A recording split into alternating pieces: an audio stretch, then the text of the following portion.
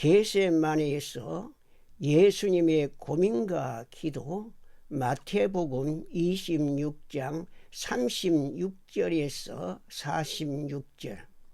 이에 예수께서 제자들과 함께 겟세마네라 하는 곳에 이르러 제자들에게 이르시되, 내가 저기 가서 기도할 동안에 너희는 여기 앉아 있으라 하시고, 베드로와 세베대의 두 아들을 데리고 가실새 고민하고 슬퍼하사 이에 말씀하시되, 내 마음이 매우 고민하여 죽게 되었으니 너희는 여기 머물러 나와 함께 깨어 있으라 하시고, 조금 나아가사 얼굴을 땅에 대시고 엎드려 기도하여 이르시되, 내 아버지여, 만일 할만하시거든 이 잔을 내게서 지나가게 하옵소서.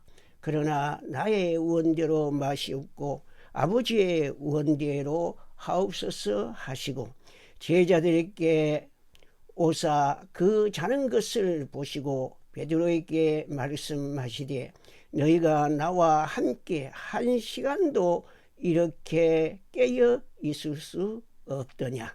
시험에 들지 않게 깨어 기도하라. 마음에는 원이로되 육신이 약하도다 하시고, 다시 두 번째 나아가 기도하여 이르시되, 내 아버지여, 만일 내가 마시지 않고는 이 잔이 내게서 지나갈 수 없거든 아버지의 원대로 되기를 원하나이다 하시고, 다시 오사 보신즉 그들이 자니 이는 그들의 눈이 피곤함일러라.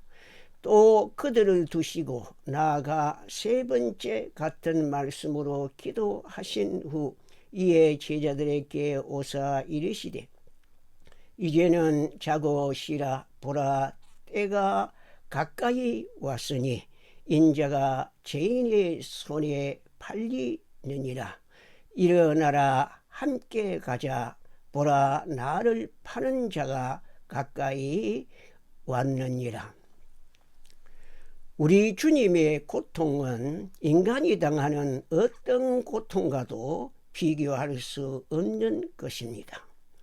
주님은 인류의 죄를 제거하고 구원하는 너무나도 무거운 짐을 지신 분으로서 아무도 그 깊이를 헤아릴 수 없는 고민과 괴로움을 당하신 것입니다. 유월절 최후의 만찬을 가지신 후 예수님은 비록 늦은 밤 잠을 잘 시간이 거의 된 밤이었지만은 배반자 가룟 유다를 제외하고 모든 제자들과 함께 겟세마네에 이르러 제자들에게, 내가 저기 가서 기도할 동안에 너희는 여기 앉아 있으라 하시고, 주님은 괴로워하고 고통스러워 하시며 베드로와 야고보와 요한만을 데리고 가시다가, 내 마음이 매우 고민하여 죽게 되었으니 너희는 여기 머물러 나와 함께 깨어 있으라고 하셨습니다. 누가복음 22장 40절에 보면은 예수님은 그때 제자들에게 유혹에 빠지지 않게 기도하라고 하셨습니다. 몇 시간 후면 가룟 유다의 배신으로 체포되어 온갖 모욕을 당하며 재판을 받고 십자가의 형장으로 끌려가 참혹한 죽음을 당하실 것을 아신 주님, 이제 그 죽음을 앞두고 기도하기 위해 이 동산으로 오신 것입니다. 주님의 겟세마네 기도는 심려를 기울인 기도였습니다. 누가는 주님이 기도하는 모습에 대하여 천사가 하늘로부터 예수께 나타나 힘을 더하더라. 예수께서 힘쓰고 애써 더욱 간절히 기도하시니 땀이 땅에 떨어지는 핏방울 같이 되더라고 기록하였습니다. 게세마네라는 말은 기름자는 틀을 의미합니다. 거기서 사람들은 감람나무 열매를 짓밟았습니다. 거기서 우리 주님은 자신의 순환을 시작하셨습니다. 그곳에서 주님은 자신을 부수고 깨뜨림으로써 신선한 기름을 모든 사람들에게 흘려 보내셨으며 우리로 하여금 좋은 감람류의 근원과 부요함에 참여하게 하셨습니다. 고민하고 슬퍼하사 주님께서 괴로워하고 고통스러워하신 것을 의미합니다. 마가복음에는 심히 놀라며 슬퍼하사라고 하셨는데 여기서 심히 놀라는 것은 외적인 형태보다 신현연의 요소가 야기한 놀라움과 두려움을 가리킵니다. 우리 주님은 겟세마네 동산 안에 들어섰을 때 하나님의 현연의 어떤 요소를 느끼고 매우 놀라며 괴로워하셨습니다. 그 다음에 나오는 심히 고민하였다는 말은 고통이나 슬픔에 둘러싸이는 것으로서 극도로 괴로워하는, 크게 슬퍼하는, 심히 고민하는 것을 의미합니다.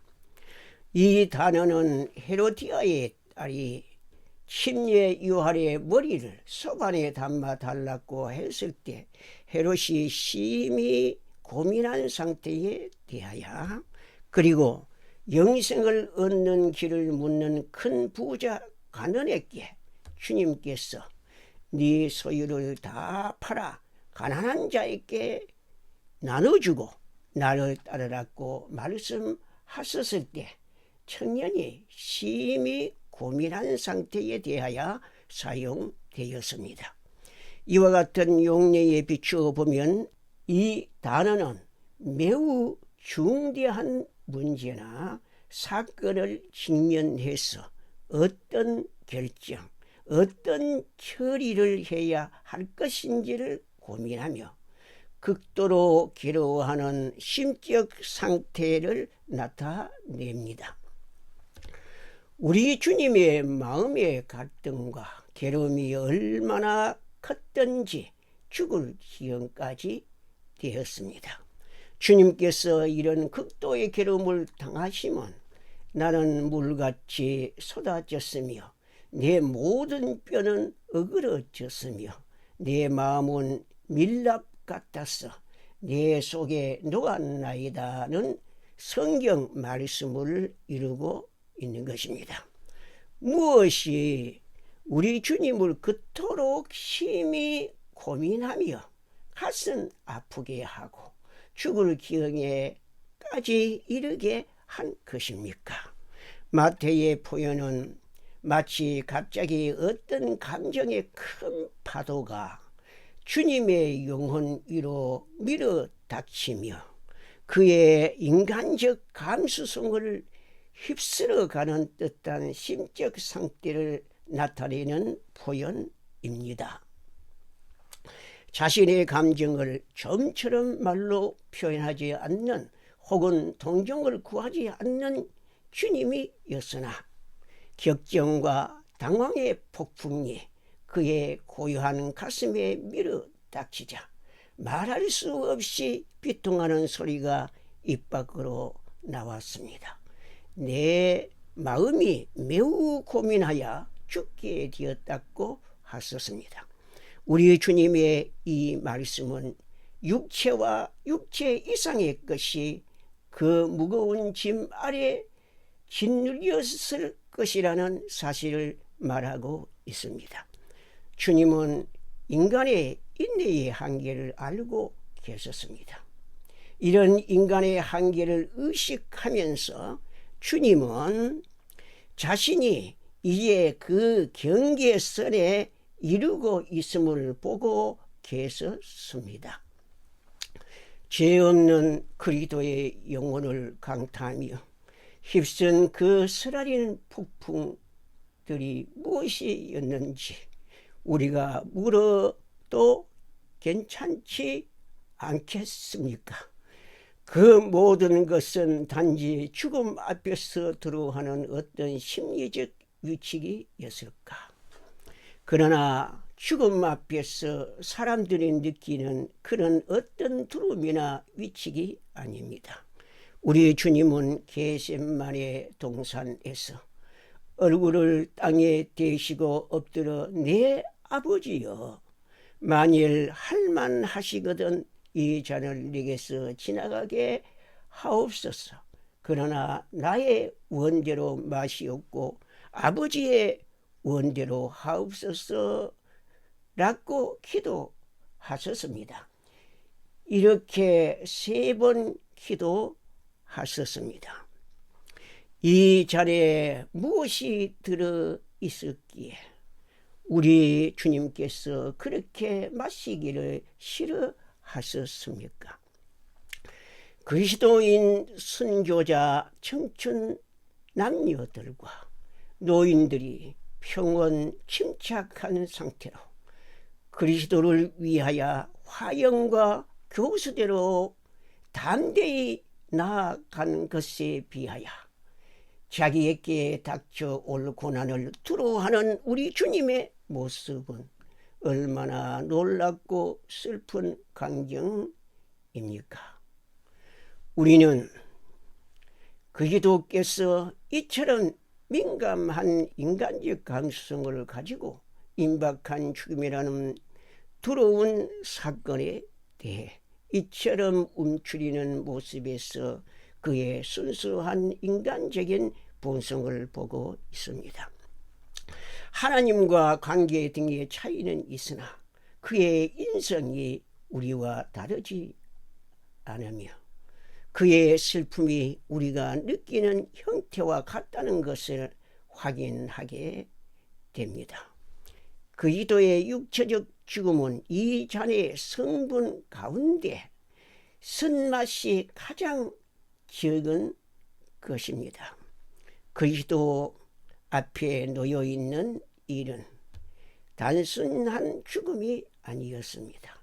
그것은 세상을 위한 죄를 속하기 위한 죽음이었습니다.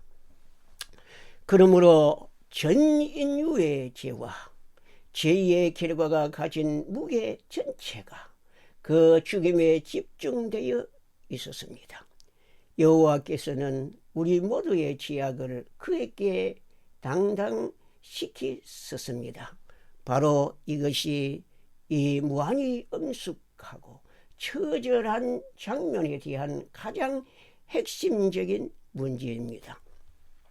그 자는 모든 인간을 대신하여 율법 앞에 한 사람의 죄인으로서 인간의 죄로 인한 무서운 저주를 받아야 하는 그리스도에게 내리신 하나님의 정의로운 분노의 잔이었습니다.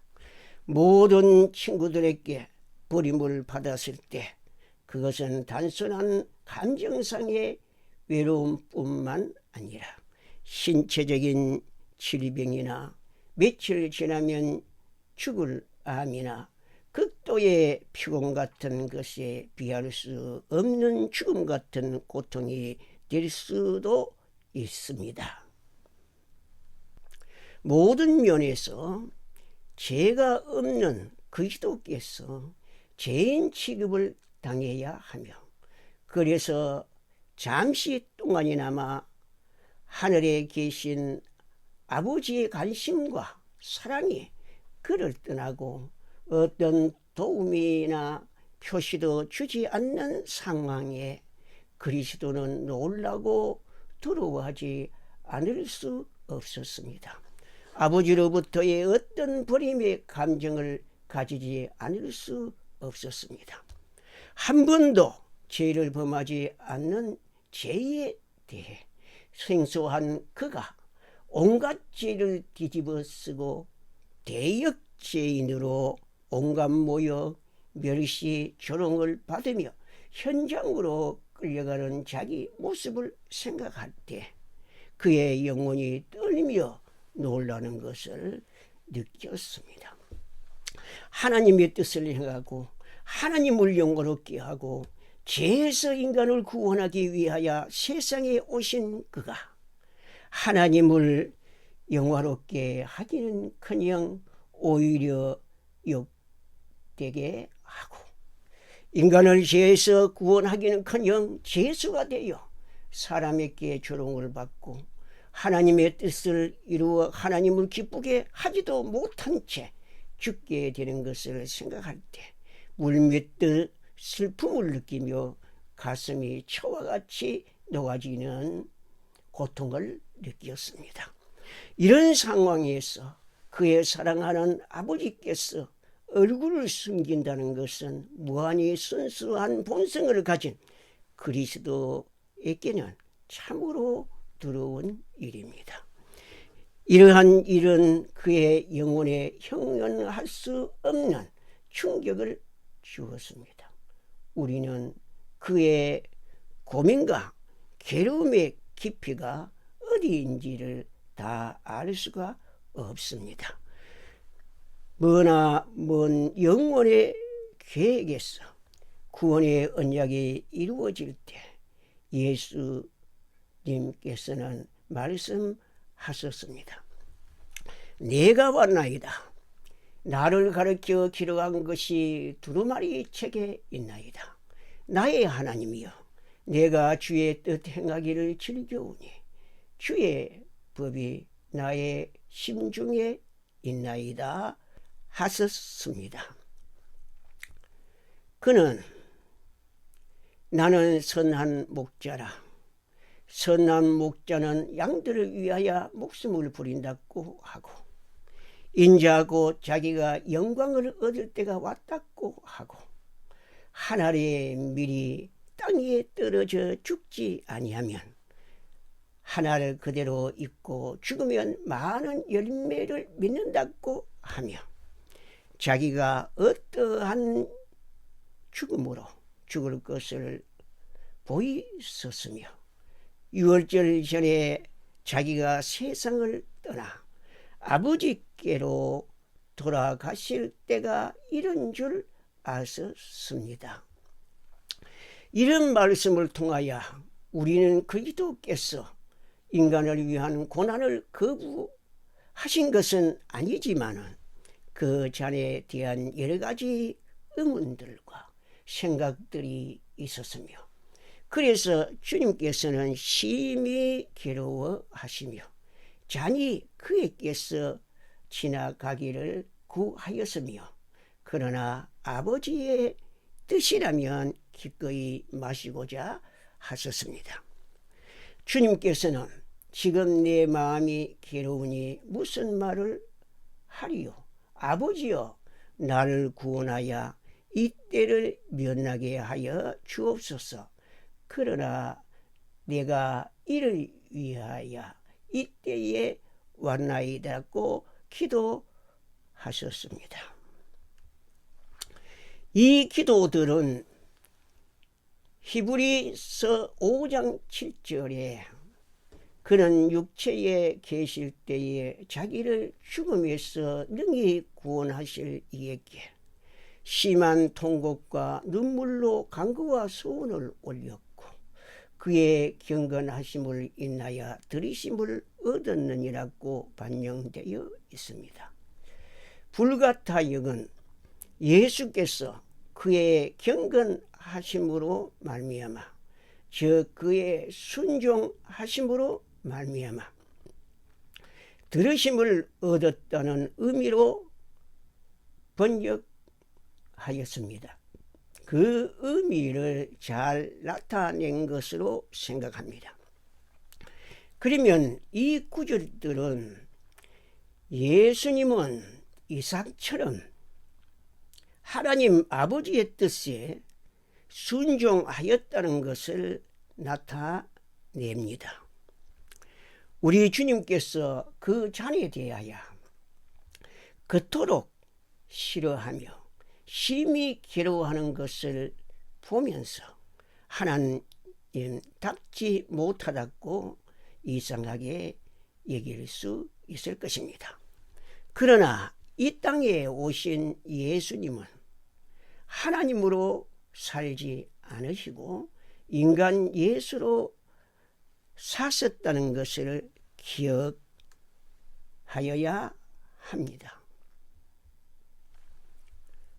하나님으로서 위험 중에 계신 분이 성육신 안에서 그것을 인성 밑에 감추시고 낮고 천한 세상에 내려와서 평범한 사람들과 같이 나시고 사셨다는 것을 깊이 생각하면 우리는 우리 주님의 고뇌를 어느 정도 이해할 수 있을 것입니다. 그는 어느 어린아이와 같이 자라며 강하여지고 지혜가 충족하며 하나님의 은혜로 살았으며 동시에 여러 곳에 계시지 아니하고 편재성의 지향입니다.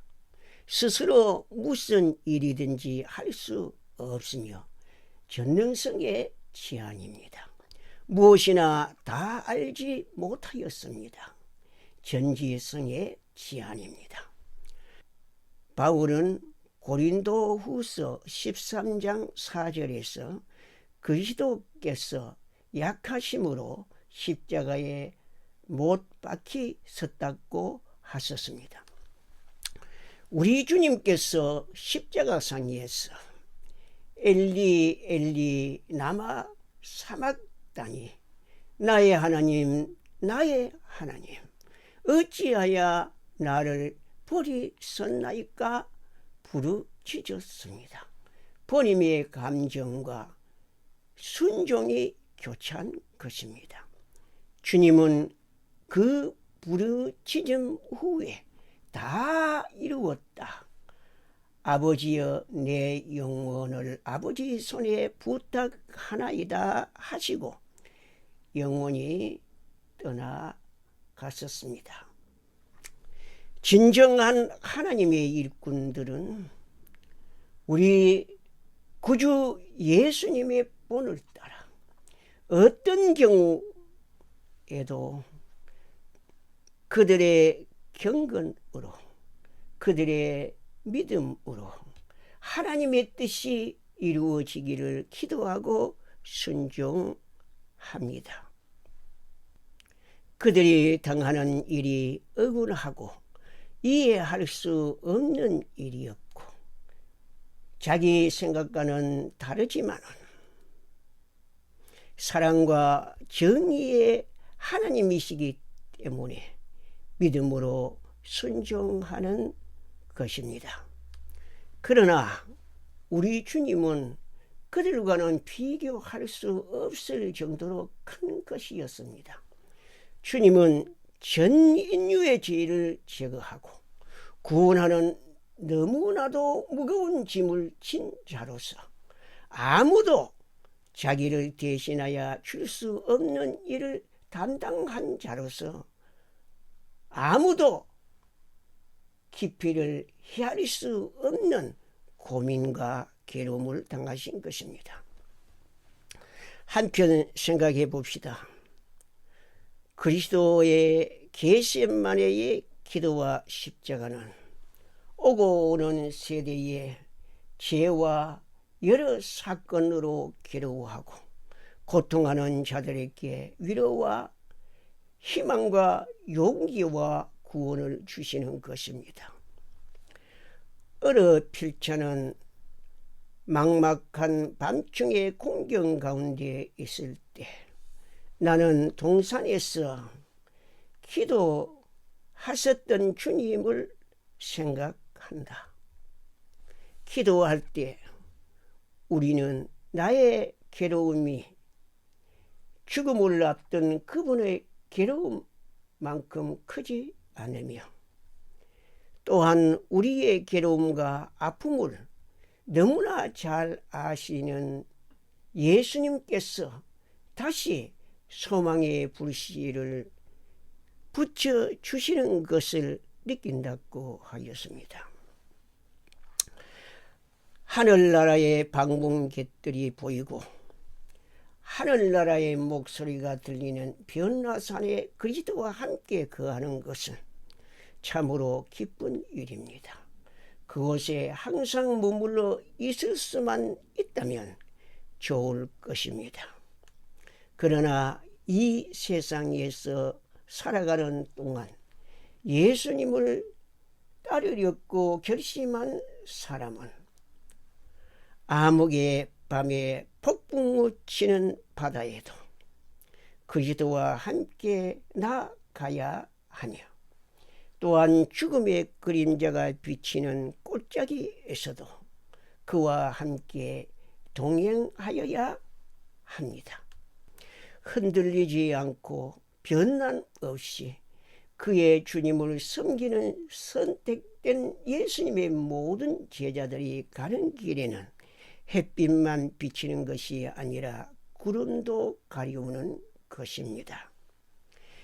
겟세마네라 하는 곳으로 예수님과 함께 가지 않는 사람은 그 자신이 구주께서 인도하시는 길이 아닌 다른 길을 택하는 것입니다. 하나님의 뜻, 계획이 있습니다. 우리가 어떠한 상황에 처해도 하나님께서 우리에게 주신 사명은 하나님께서 이루실 것입니다. 우리는 하나님의 영광과 그의 뜻의 성취를 위하여 그를 믿음으로 어떠한 상황에서도 순종합시다. 그래서 예수 그리스도와 함께 승리의 부활을 합시다. 주 예수 그리스도의 은혜와 하나님의 사랑과 성령의 교통하심이 여러분과 함께 하시기를 존귀하신 예수님의 이름으로 축원합니다. 아멘.